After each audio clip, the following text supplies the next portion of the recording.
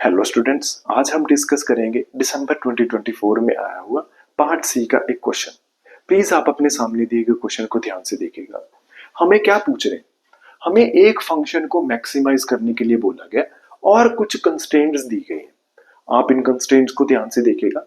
सबसे पहले तो ये चीज नोटिस करने वाली बनती है कि हमारे तीनों के तीनों वेरिएबल नॉन नेगेटिव आने चाहिए।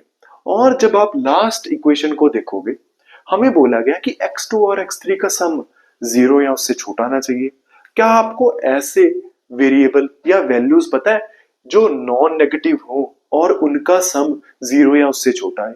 इन दोनों को जब आप कंसीडर करोगे, आपके पास एक ही पॉसिबिलिटी निकलती है कि आपका x2 भी 0 है और x3 भी 0 है, और कोई पॉसिबिलिटी नहीं है क्योंकि हमारे पास दोनों 0 या उससे बड़े आने चाहिए और दोनों का सम 0 या उससे छोटा आना चाहिए।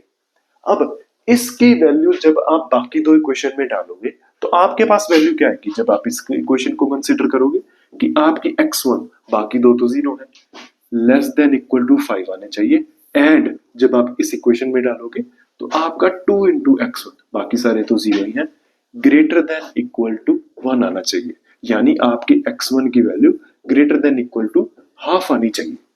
तो हमारे पास जो वेरिएबल x2 और x3 है वो तो 0 है, लेकिन x1 कहां से कहां वेरी कर रहा है? हाफ से लेके 5 तक। अब आप कंसीडर करो उस फंक्शन को जिसको मैक्सिमाइज करना है। x1 प्लस x2 दिया हुआ है, x2 की वैल्यू तो हमेशा 0 है, x1 की मैक्स टू मैक्स वैल्यू 5 ले रहे हो, तो हमारे पास ऑप्टिमल सोल्यूशन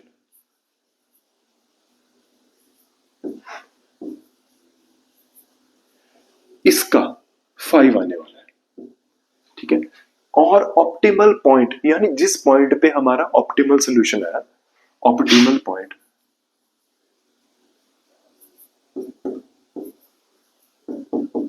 5 0 0 आने वाला है।